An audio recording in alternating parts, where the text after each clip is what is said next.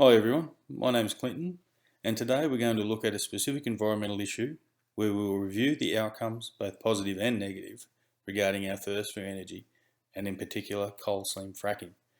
The title for today's presentation will be David and Goliath, What Can We Learn from Both Sides of the Field, a Coal Seam Gas Story.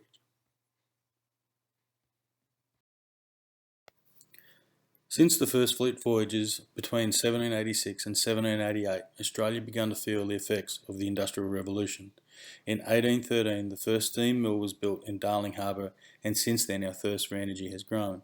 In 1878, the first electrical lighting company, Victorian Electric, supplied electricity to the General Post Office in Sydney. Energy and its production have been a central point of debate for many years. In Australia, coal-fired power stations have been the most effective and efficient means of producing that power. However, the offset of these baseload providers is that they inevitably leave their legacy of pollution and impact long after they have been shut down and decommissioned.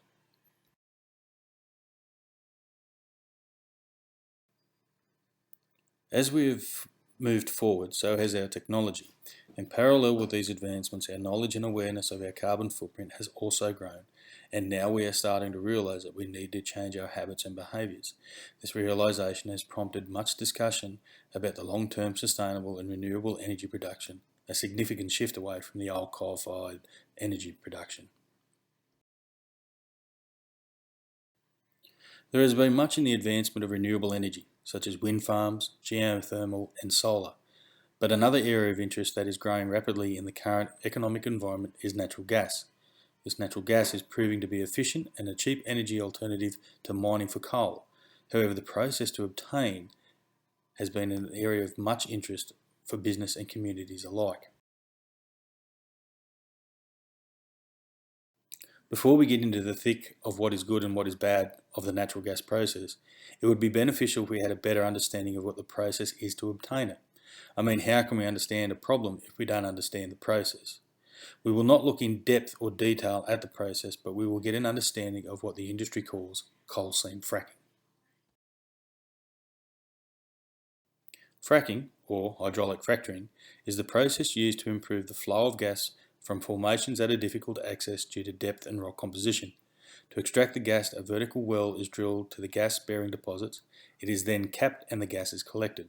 The depth of a CSG well typically ranges between 300 and 500 metres underground. After a well has been drilled and capped, hydraulic fracturing fluid is forced into the well under immense pressure. The pressure from the fluid causes the rock to fracture, with each crack ranging from a few metres to tens of metres in length. The main ingredient of the hydraulic fracturing fluid is water, making up more than 90%. To keep the fracture open, a material known as propellant, typically sand, is mixed with the water, forcing its way into the cracks and holding them open. The remaining amount, less than 1%, is made up of other chemicals. One of these chemicals is a gum, which is added to the water to increase viscosity and carry the sand down into the cracks into the rock. Solvent is later added to the fluid to dissolve the gum. Anti-fouling agents are also added to prevent the build-up of bacteria and other biological agents clogging the well and hydraulic fracture lines. The use of toxic BTEX chemicals has been banned in New South Wales and Queensland. However, BTEX appears to have somehow shown up in New South Wales. After a day or two of hydraulic fracturing, the fluid is pumped out of the well and gas flows to the wellhead. As the water pressure drops in the coal seam, the gas begins to flow and the gas is captured. There is a separator at the top of the well that separates the water and the gas, and it is compressed prior to being piped to the processing plant or storage facility. Okay, so now that we have a very basic understanding of what CSG is and the process that it is used to extract it, we can now start to look at the problems that are associated with that process. As mentioned earlier, we, and by that I mean humans, are always looking for more diverse and cleaner avenues to supply our ever-growing need for energy. However, we want to get it cheaper and cleaner than ever before. Therefore, CSG provides that cleaner option as opposed to coal, which leaves a legacy of issues pre- and post-production. So what are the issues with CSG and who is opposed to the idea of fracking? Fracking is relatively new in Australia, but is well developed in other countries. This initial infancy period has allowed various companies such as AGL, Santos, Apex Energy, Arrow Energy, just to name a few, hold coal seam gas licences in Queensland and New South Wales. These licences allow exploration and drilling to find areas suitable for extraction. The Lock the Gate Alliance is one of the community groups strongly opposed to the continued exploration and extraction of coal seam gas. The Lock the Gate Alliance is an organisation made up of over 40,000 supporters and more than 250 local community groups. Lock the Gate was formed in 2010 as a direct result of concern from people voicing concerns regarding the rapid expansion of coal and coal seam gas development. The group mission is to protect Australia's natural, cultural and agricultural resources from further and inappropriate mining activities.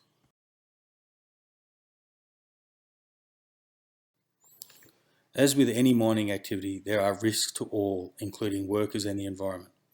Coal seam gas is no exception to this. Some of the risks identified with CSG are encroachment on farming land, disruption of other land users and industries, clearing of bushland, air pollution, contamination or depletion of groundwater or surface water, pollution of waterways, health impacts on workers and residents, and damage to biodiversity, to name just a few. Lock the Gate has a strong voice, and to date they have run various campaigns throughout Australia. Campaigns such as Gasfield Free New South Wales, Switch Your Power Away from CSG, Stand with Michelob to oppose fracking, Coal Seam Gas Will Cost You More, and Call to Country, just to name a few, have had an impact forcing the government to review who has and how future CSG licences are to be established and given.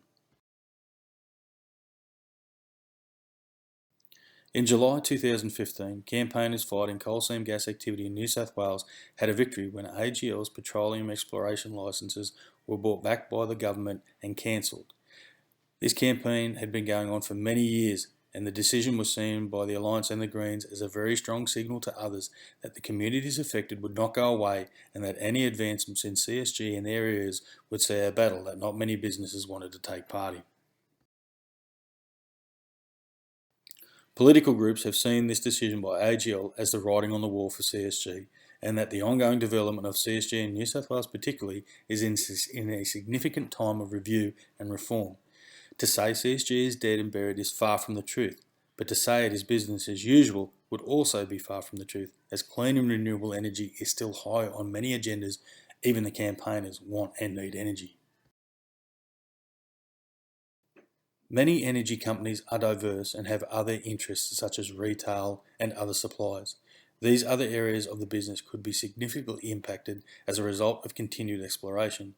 Although not listed as a reason for selling the pearls back, one would have to assume that the possible risk of damage to other sectors of their businesses was included in the decision to opt out. So where to now? Sure, we are always trying to develop better ways, cleaner ways to supply our energy needs. We all need power to maintain our way of life. We all like to come home from work and hit the light switch expecting the light to shine. But there is the conundrum. To maintain that supply, we need an efficient and abundant supply of natural resources, be it coal or natural gas. Yes, we are developing our technology, but we are only now starting to see the potential of such things like solar, and we're only in the beginning stages of efficient storage of that free energy. Until we can develop something that can deliver a baseload supply, such as a power station or natural gas well, we are and will continue to be subject to the problems and impacts of our own energy needs. Thank you for your time.